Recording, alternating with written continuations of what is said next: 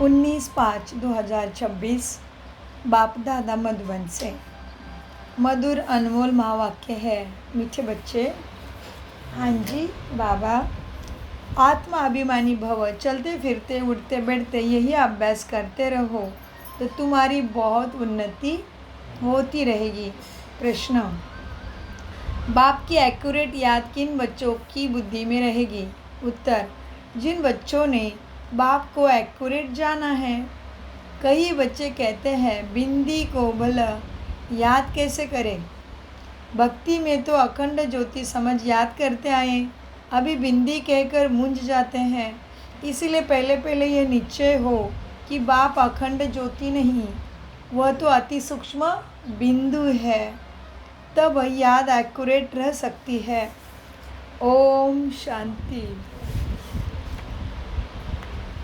सभी बच्चे याद में बैठे हैं मन मना भव। यह संस्कृत अक्षर वास्तव में है नहीं। बाप ने जब सहज राजयोग सिखाया है तब यह संस्कृत अक्षर बोला नहीं था। यह तो संस्कृत जानते ही नहीं है। बाप तो हिंदी में ही समझाते हैं। भले यह रथ हिंदी, सिंधी तथा इंग्लिश जानने वाला है, परंतु बाप समझाते हिंदी में है। जो जिस धर्म का है उनकी अपनी भाषा है ना, यहाँ भी हिंदी भाषा ही चलती।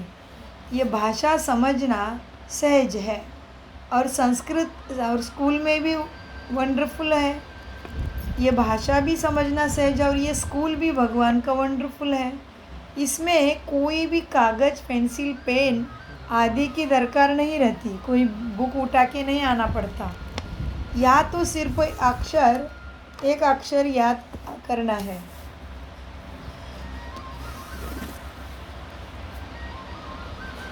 या तो सिर्फ एक अक्षर याद करना है। कौन सा? हाँ जी, मन मना भव, बाप को याद करते रहो। या तो सिर्फ एक अक्षर को याद करना है, अर्थात बाप को याद करो। गॉड को अथवा ईश्वर को अथवा परमपिता परमात्मा को याद न करें, यह मुश्किल है। सभी याद करते ही है, याद सभी करते हैं, परंतु उनकी पहचान नहीं है। बाप ही आकर अपनी पहचान देते। शास्त्रों में जो कल्प की आयु इतनी लंबी लिख दी है, वो बाप आकर समझाते हैं। बहुत बड़ी बात भी नहीं। अहिल्या बूढ़ी बूढ़ी माताएं क्या समझेगी? यह तो बहुत ही सहज है। कोई बच्चे क्या करते, कोई छोटे बच्चे भी समझ सकते हैं। बाबा अक्षर कोई नया नहीं है। शिव के मंदिर में जाते हैं तो बुद्धि में आता है ना कि यह शिव बाबा है, वह निराकार है। सभी मनुष्य मात्र बाबा ही कहते हैं उसको। हम सर्व आत्माओं का बाप एक है। सब जीव की आत्माएं जो शरीर में निवास करती है बाप को याद करती है।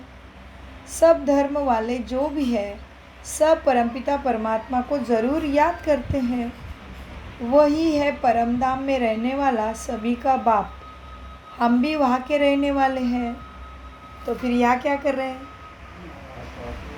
हाँ, पाठ बजा रहे हैं। वो है बाप परमधाम में रहने वाला, हम भी वहाँ के रहने वाले हैं। तो अब सिर्फ बाप को याद करना है।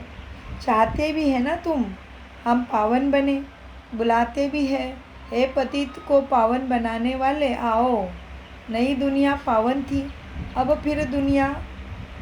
फिर पुरानी हुई है। इनको कोई नया नहीं कहेंगे, ये दुनिया को कोई नया नहीं कहेंगे। भारतवासी जानते हैं, नए भारत में देवी देवता राज्य करते थे। जब नया भारत था तो उसके आगे क्या था? संगम। इससे भी सहज का कहना चाहिए, नए के आगे पुराना था। संगम को मनुष्य इतना सहज नहीं समझ सकते। न्यू वर्ल्ड, ओल्ड वर्ल्ड, इसके बीच में फिर संगम भी है। बाप के लिए ही कहते हैं पतित पावन आओ, आकर हमको पावन बनाओ। अब हम पतित बन गए हैं, नई दुनिया में कोई पुकारेंगे नहीं। अभी तुम्हारी समझ में आ गया कि यह भारत पावन था। हे पतित पावन आओ, यह तो बहुत समय से बुलाते आए हैं। उनको ही नहीं पता कि पतित दुनिया कब पुरानी होगी। कहते शास्त्रों में ऐसा लिखा हुआ है कि कलयुग अभी 40,000 वर्ष पड़ा है। तो सोचते पतित दुनिया चलती रहेगी। बिल्कुल ही घोर अंधियारे में है। अभी तुम रोशनी में हो। बाप ने तुमको अब रोशनी में लाया है। यह 5,000 वर्ष में सृष्टि का चक्र पूरा होता है। कल की ही बात है। तुम राज्य करते थे, बरोबर। ये लक्ष्मी नारायण का राज्य था ना? कहाँ था? जी, स्वर्ग में था। पावन दुनिया में कोई उपद्रव आदि नहीं हो सकता। उपद्रव होता है रावण के राज्य में। यहाँ तुमको बाप समझाते हैं, बच्चे तुम सम्मुख कानों से सुनते हो ना? क्या सुन रहे कानों से? हाँ जी, श्रीमत मुरली तुम सम्मुख बाप के द्वारा कान से सुनते हो। यही सच्ची भगवत गीता तुम कान से सुनते हो। कौन सुनाते हैं और कौन सुनते हैं यह भी तुम जानते हो। आत्मा सुनती है कानों के द्वारा, परमात्मा सुनाता है ब्रह्मा के द्वारा। आत्मा को बड़ी खुशी होती है। हमको फिर बाप फिर से आकर मिला है। बाप से वर्षा लिया था। अब बाप कहते हैं, बच्चे मुझे याद करो। इसमें कोई लिखने पढ़ने की बात बिल्कुल नहीं। जब कोई आते हैं तो पूछा जाता है कि आपका कैसा यहाँ आना हुआ, तो कहेंगे यहाँ तो महात्मा से मिलने आए हैं। क्यों?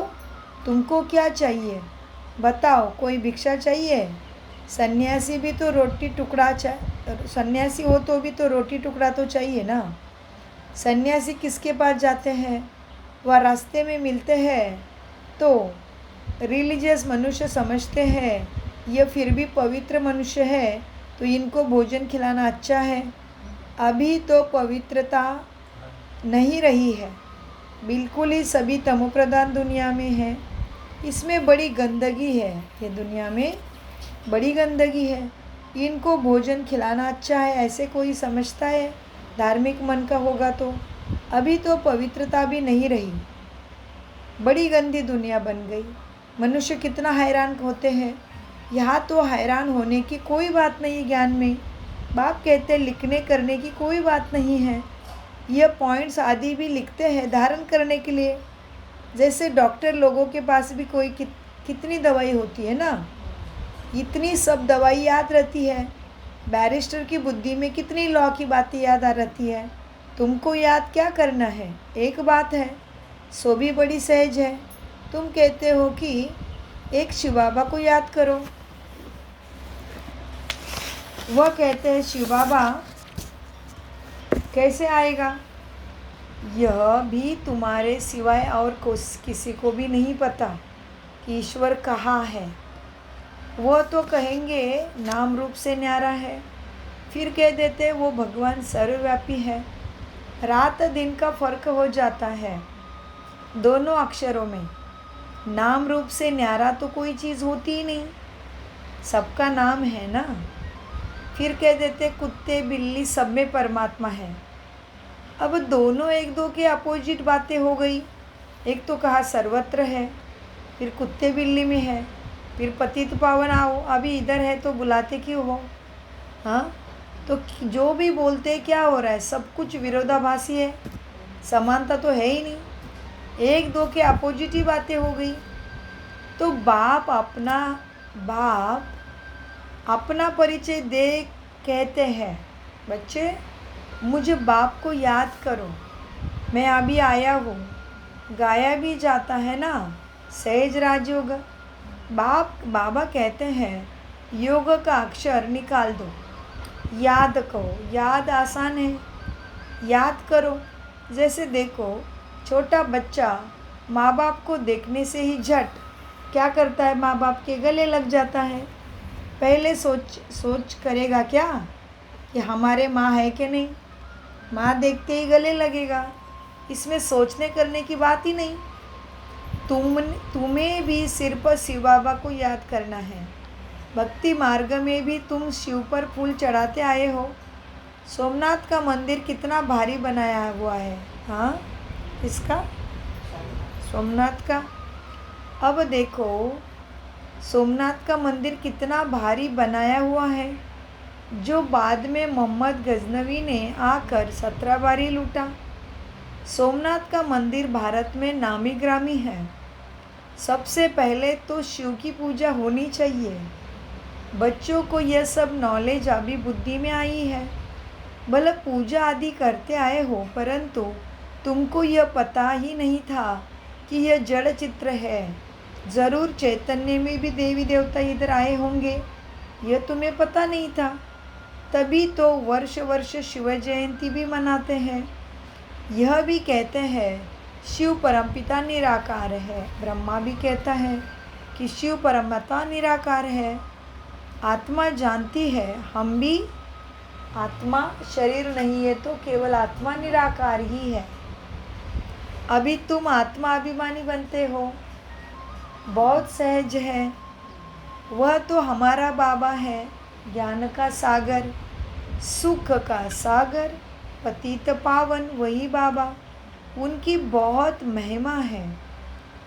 ब्रह्मा विष्णु शंकर की इतनी महिमा नहीं, एक की ही महिमा बहुत गाते हैं। अब तुम बच्चे जानते हो, बाबा आकर हमको वर्षा देते हैं, अभी दे रहे हैं। जैसे लौकिक बाप बच्चों को लालन पालन करते हैं ना, पढ़ाते नहीं है, लालन पालन करते हैं, पढ़ने स्कूल भेजते हैं। फिर क्या होता है, फिर वानप्रस्थ में गुरु भी किया जाता है। आजकल तो छोटे बड़े सबको गुरु करा देते हैं। यहाँ तो तुम बच्चों को कहा जाता है क्या, तुम बच्चों को क्या कहा जाता है? बाबा कहते पढ़ाई में तो, घर में तो बच्चे के लालन, लौकिक में तो बाप लालन पालन करता है, फिर पढ़ने स्कूल भेजता है, फिर संसार होता है, वानप्रस्थावस्था बूढ़ा होता है तो गुरु भी कराते हैं। लेकिन यहाँ वो बात है क्या, या क्या बात है? एक ही याद की बात है। बाप को याद करो। हाँ, सबका हक है ना बाप के वर्षे पर। सब मेरे बच्चे हैं। तुम्हारे में भी कोई जो अच्छी रीति याद करते हैं, कोई तो कहते बाबा ये किसको याद करें, बिंदी को हम कैसे याद करें, बड़ी चीज़ को याद किया जाता है। अच्छा, परमात्मा जिसको तुम याद करते हो वह चीज़ क्या है? तो कह देते अखंड ज्योति स्वरूप है, परंतु ऐसे नहीं है। अखंड ज्योति को याद करना रॉन्ग हो जाता है। वो तो अति सूक्ष्म दिव्य बिंदी है, अति सूक्ष्म है, ऊपर से अखंड ज्योति थोड़ी ना है। बाबा कहते अखंड ज्योति को याद करना रॉन्ग हो जाता। याद तो एक्यूरेट करना चाहिए। पहले एक्यूरेट बाबा को जानना पड़े। बाप ही आकर अपना परिचय देते हैं, बच्चे तुम भी अति सूक्ष्म बिंदु हो, मैं भी अति सूक्ष्म बिंदु ही है, कोई अखंड जलती हुई ज्योति नहीं है। तो जान के याद करोगे तो ही फायदा होगा। अखंड ज्योति के रूप में याद कर रहे हो तो बाबा कहते याद पहुँचेगी नहीं, फायदा होगा नहीं, रॉन्ग हो जाएगा। अब तुम जानते हो कि बाप ही आकर अपना परिचय देते हैं, फिर बच्चों को सारी सृष्टि के आदि मध्य अंत का समाचार भी बाप ही सुनाते हैं। हाँ, डिटेल में भी तो नटशेल में भी सुनाते हैं, शॉर्ट में भी सुनाया, डिटेल्स में भी सुनाया। बाप कहते हैं बच्चे तुमको पावन बनना है। क्यों?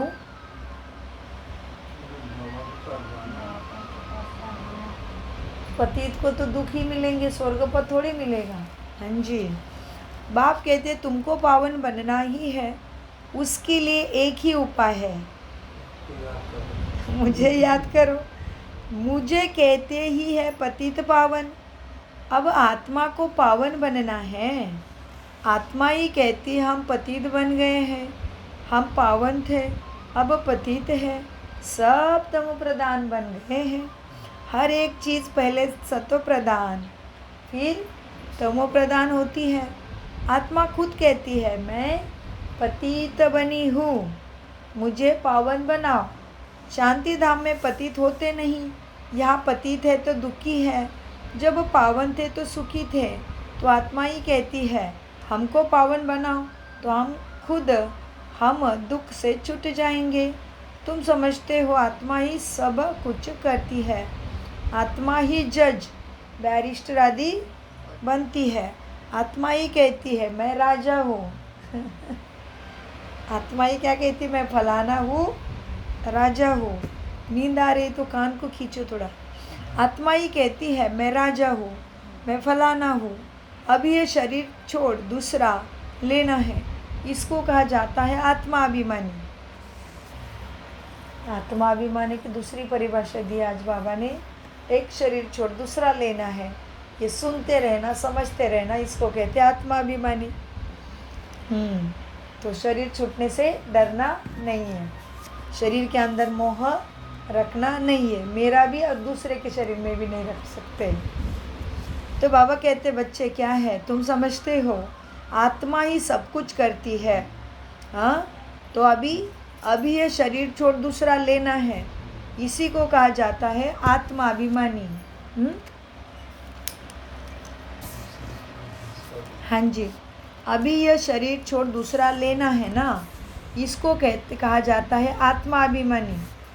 देह होते आत्मा अभिमानी, देह होते आत्माभिमानी बनना है। रावण के राज्य में देह अभिमानी ही बनते हैं, आत्मा अभिमानी अभी ही बाप आकर बनाते हैं। इस समय आत्मा पतित दुखी है ना, तो पुकारती बाबा को आओ, यह भी तुम ही जानते हो।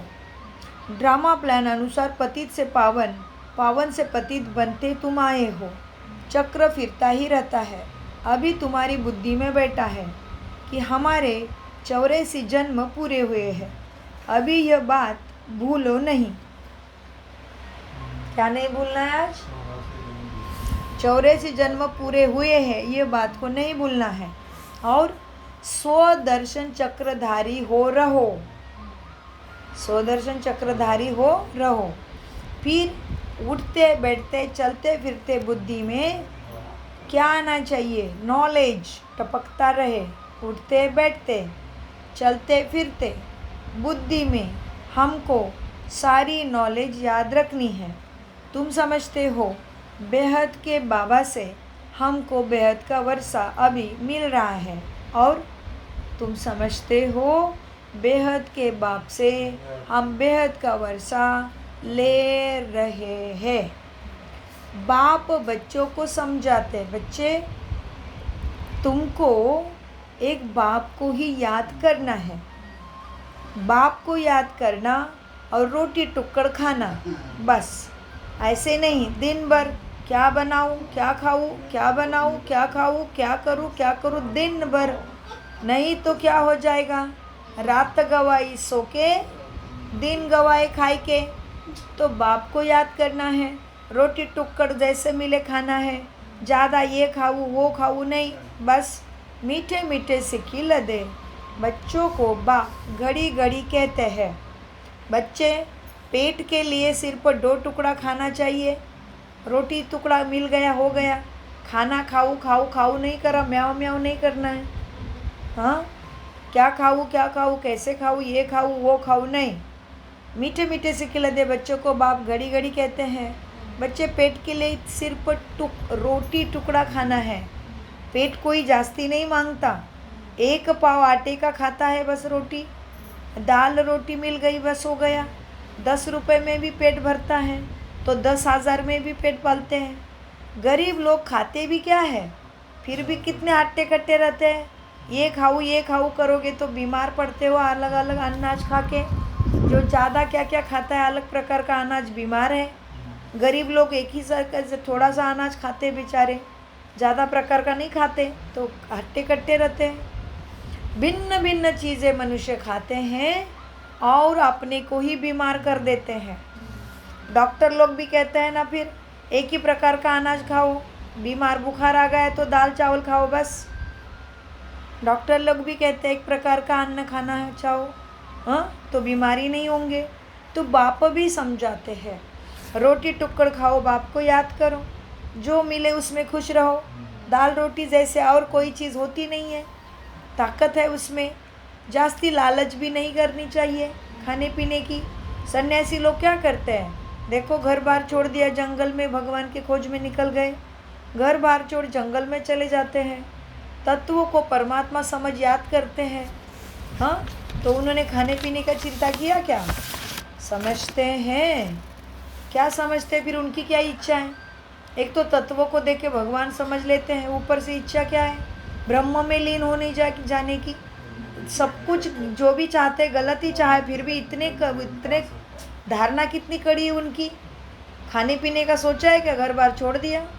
हाँ, तो ऐसे नहीं कि आत्मा तो अमर है। तो बाबा कहते कितनी लगन से बाबा को याद करना चाहिए। देखो, हाँ, जास्त लालच छोड़ देना है। देखो सन्यासी लोग क्या करते हैं, घर बार छोड़ जंगल में जाते हैं, फिर क्या करते हैं, तत्वों को परमात्मा समझ याद करते हैं और समझते हैं। क्या समझते हैं? हमें ब्रह्म में लीन होना है, ब्रह्म में लीन हो जाएंगे। परंतु ऐसे तो कोई आत्मा लीन होती नहीं है। आत्मा तो अमर है ना, लीन होके ख़त्म कैसे होगी? लीन होने की बात ही नहीं है। बाकी आत्मा पवित्र अपवित्र दोनों चीज़ें होती रहती है आत्मा के साथ। हाँ, आत्मा पवित्र बनती है, आत्मा अपवित्र बनती है। तुमको आज कितना अच्छा ज्ञान मिला है, तुम ही प्रारब्ध भोगते हो, फिर ये ज्ञान भूल जाता है, फिर सीढ़ी उतरनी होती है। अब तुम्हारी बुद्धि में सारा ज्ञान बैठा हुआ है ना। अभी अपने आप चेक करना पड़े भाई, कितना बैठा है, कितना उड़ जाता है, कितना चलता जाता है। अब तुम्हारी बुद्धि में सारा ज्ञान बैठा हुआ है। हम 84 जन्म कैसे भोगते हैं, ये पाठ को कभी भी कोई का बंद नहीं होता। शरीर बदलता रहता है, यह बना बनाया ड्रामा है जो फिरता ही रहता है। यह कह नहीं सकते कि भगवान ने कब कैसे कहाँ ड्रामा बनाया बैठ के। ये व्यर्थ प्रश्न नहीं उठाना चाहिए। यह नहीं कह सकते कि भगवान ने कब कैसे कहाँ बैठ बनाया ड्रामा को। नहीं, यह तो चलता ही आता है। व्यर्थ विचार में क्यों जाना है? जैसे कोई बोलेगा मुझे बताओ रात दिन कब से शुरू हुआ। अभी तो कितना भी जन्म लेके तो खुद का ही नुकसान कर ले, फिर ये देखने बैठेगा तो। बाबा कहते आत्मा 84 जन्म कैसे भोगते हैं, ये सारा ज्ञान बाप ने दिया है। अब यहाँ पे कोई प्रश्न नहीं उठाना चाहिए कि भगवान ने कब कैसे कहाँ बैठ के ड्रामा बनाया। नहीं, यह तो चला ही आता है। वर्ल्ड की हिस्ट्री ज्योग्राफी रिपीट होती ही रहती है ना। इन बातों को कोई समझते ही नहीं है। तुम जानते हो अभी हम ड्रामा प्लान अनुसार आए हैं, अब फिर से ड्रामा अनुसार राज्य ले रहे हैं। ये बातें और कोई समझ नहीं सकते।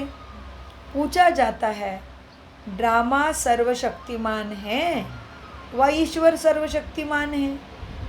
कितना सुंदर प्रश्न आया है, बुद्धि को हिलाने वाला। बाबा कहते बच्चों को पूछा जाता है। क्या पूछा?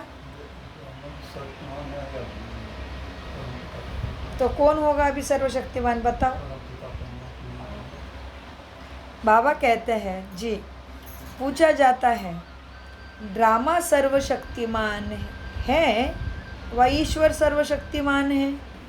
तो कहते ईश्वर सर्वशक्तिमान है, मतलब समझते हैं कि वह सब कुछ कर सकते हैं। बाप कहते हैं बच्चे क्या है, ईश्वर सर्वशक्तिमान है, फिर भी जब बाप बनता है वो, तो बाप कहते हैं मैं भी ड्रामा के बंधन में बंधा हुआ हूँ। नहीं तो उसको तो चुटकी लगेगा परिवर्तन करने में, चुटकी में। कभी कभी बाबा कहते हैं ना, प्रकृति पूछती है मैं कब तक रुकूं। बाबा 1 सेकंड में प्रकृति को आदेश दे सकते हैं, करो सफाई सारी। तो बाबा कहते हैं बच्चे, बाप कहते हैं मैं भी ड्रामा के बंधन में बंधा हुआ हूँ, पतित को पावन बनाने मुझे आना पड़ता है। तुम सतयुग में सुखी बन जाते हो। मैं भी जाकर शांति धाम में विश्राम करता हूँ। जैसे है ना, विराम लगा दो, कहते हैं ना कोई भी बातों को विराम लगा दो, वैसे बाबा कहते मैं भी विश्राम करता हूँ। Full stop. काम पूरा हो गया, चुपचाप बैठ जाता है, खेलो। नहीं तो फिर बीच बीच में नहीं आता। जैसे अभी के माता पिता, हमने इतना किया था, हमें कोई नहीं पूछता, हमने कष्ट करके तुम्हें इतना बड़ा बनाया। नहीं, कितना निरहंकारी, कितना निर्विकारी बाबा। बाबा कहते तुम सतयुग में सुखी बन जाते हो, फिर मैं तो भी जाकर विश्राम करता हूँ, परम धाम में विश्राम में रहता हूँ। तुम सिरे कुल्ले चढ़ जाते हो, तुम सिर कुल्ले चढ़ जाते हो, तुम्हारी सिर पर सवारी दिखाते। फिर दुर्गा सिर कुल्ले माना, बाबा कहते मेरे से ऊपर चढ़ जाते हो, फिर तुम्हारा बहुत मान मान होता है। जैसे घर में समझ लो दादाजी है, बच्चा छोटा है, 2 साल का, 1 साल का, 3 साल का, वो तो खेलते खेलते सिर पे चढ़ेगा, कंधे पे जाके बैठेगा। हाँ, तो बाबा कहते फिर तुम्हारा इतना लाड़ प्यार हो जाता है भक्ति में। एक तो देवी देवता बन के भी आयश आराम करते हो, और फिर मंदिरों में भी पूजा होती है। तो बाबा कहते मैं फिर जाकर विश्राम में होता हूँ परम धाम में, और तुम क्या करते हो, तुम सिर कुल्ले चढ़ जाते हो, तुम्हारी सिर पर सवारी हो दिखाते हैं, लग होती है, तुम्हारी सिर पर सवारी भी है। तुम जानते हो सेकंड बाय सेकंड जो भी चलता है वह ड्रामा की नूंद है। तुम बच्चों को कितनी अच्छी नॉलेज है, अब सिर्फ बाप और वर्षे को याद करो बस। कागज पेंसिल आदि कोई की बड़े बड़े बुक बैग उठाने की दरकार नहीं। ब्रह्मा बाबा भी पढ़ते हैं। हाँ, यह तो कुछ रखते ही नहीं है अपने पास पेन पेंसिल, सिर्फ या बाप को याद करना है, वर्षा मिलेगा। कितना सहज है समझना, याद से ही तुम एवर हेल्दी भी बनेंगे। यह है धारणा की बातें। अभी से तुम्हारा शरीर तुम्हें साथ देना शुरू करता। हाँ, याद से ही तुम एवर हेल्दी बनेंगे। याद से ही धारणा होती, धारणा की बात है सारे। लिखने से क्या फ़ायदा होगा। हाँ, लिखने से फ़ायदा होता है, फिर याद करने जब ये कोई पॉइंट की ज़रूरत पड़ती तो देख सकते हैं, लेकिन बाबा कहते हैं केवल लिख के रखो और कभी देखा भी नहीं तो क्या होगा, विनाश हो जाएगा। लिखने से क्या फ़ायदा होगा, ये तो सब विनाश हो जाएगा। परंतु कोई याद रखने के लिए लिखते हैं। जैसे कोई ये बात याद करनी होती है तो क्या होता है, माताएं पल्लू में गांठ बांध देती है ना, तो गांठ को हाथ लगाते याद आता ये काम करना था। तुम भी गांठ बांध लो, शिव बाबा और वर्षे को याद करना है। यह तो बहुत सहज है ना, योग अर्थात याद। बाबा कहते बच्चे याद कहो, योग कहने से इतना जोर नहीं आएगा, याद करना है मेरे बाप को। कहते हैं बाबा याद नहीं ठहरती तो योग में कैसे बैठे। अरे लौकिक बाप की याद उठते बैठते आती है ना। बाबा फ्रेंड जैसे बोल रहे हैं। अरे है? बच्चे बोलते बाबा याद नहीं ठहरती, योग कैसे, योग में कैसे बैठे। अरे बच्चे, अरे लौकिक बाप की याद उठते बैठते चलते फिरते रहती है, और इतने ऊंचे बाप की याद नहीं रहती जो 21 जन्म तुम्हें राजा महाराजा बनाने आया है। हाँ, अरे लौकिक बाप की याद उठते बैठते चलते फिरते रहती है ना, तुम भी मुझे ऐसे याद करो, बस फिर बेड़ा पार हो जाएगा। अच्छा, मीठे मीठे सिकिल दे बच्चों प्रति माता पिता बाप दादा का याद प्यारा और गुड मॉर्निंग। रूहानी बाप की रूहानी बच्चों को नमस्ते। हम रूहानी बच्चों की रूहानी बाप दादा को याद प्यार गुड मॉर्निंग, नमस्ते प्यारे बाबा नमस्ते। हम हैं सत्य बुद्धि से, आत्मा अभिमानी स्थिति से, सच्ची गीता ज्ञान को समझते, धारण करते और कराते। धारणा, स्वदर्शन चक्रधारी बन, 84 का चक्र बुद्धि में फिरता रहना है। बेहद बाप को याद कर बेहद का वर्षा बाप से लेना है। पावन भी बनना है। किसी भी चीज़ की लालच मन बुद्धि में नहीं करनी है। जो मिले उसमें खुश रहना है। रोटी टुक्कड़ खाना है। बाप की याद में रहना है। वरदान, सर्व के दिल के राज को जान, सर्व के दिलों के राज को जान, सर्व को राजी करने वाले सदा विजयी भव। बाप दादा मेरे सम्मुख आते हैं सद्गुरु के रूप में और मेरे सिर पे हाथ रखते हैं, वरदान देते हैं। सर्व के दिल के राज को, सर्व के दिलों के राज को जान, सर्व को राजी करने वाले सदा विजयी भव। विस्तार, विजयी बनने के लिए हर एक के दिल के राज को जानना है। किसी के मुख द्वारा निकलने वाले आवाज़ से उसके दिल के राज को जान लो तो विजयी बन सकते हो। लेकिन दिल के राज को जानने के लिए तुम्हें पहले अंतर्मुखता में रहना चाहिए। दूसरे के दिल को जानने के लिए अंतर्मुखता चाहिए। जितना अंतर्मुखी रहेंगे उतना हर एक के दिल के राज को जानकर उसे राजी भी कर सकेंगे। राजी करने वाले ही विजयी बनते हैं, माना दूसरा भी सद्गुणों का व्यवहार करने लगेगा। तुम्हें अंतर्मुख रहना चाहिए। स्लोगन, वैराग्य ऐसी योग्य धरनी है। वैराग्य वृत्ति, वैराग्य मन बुद्धि, वैराग्य के संस्कार। वैराग्य ऐसे योग्य धरनी है जिसमें जो भी फल माना बीज फल डालेंगे वह फलीभूत अवश्य होगा। यह अव्यक्त इशारे।